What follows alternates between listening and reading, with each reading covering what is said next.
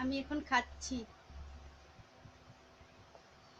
তখন মোবাইলটা বারবার হ্যাং হয়ে যাচ্ছিল,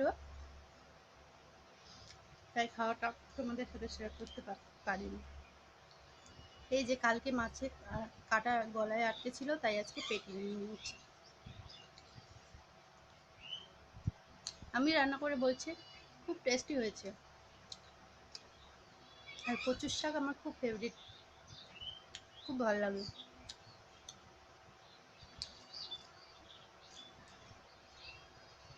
তোমরা কে কে কচুর শাক খেতে ভালোবাসো কমেন্টে অবশ্যই জানাবে।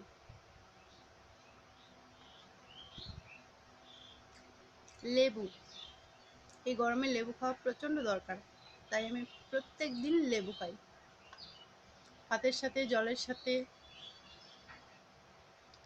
আমি ততক্ষণ খেতে থাকি আর তোমরা আমার ভিডিওটিকে ততক্ষণ শেয়ার করতে থেকো। টাটা।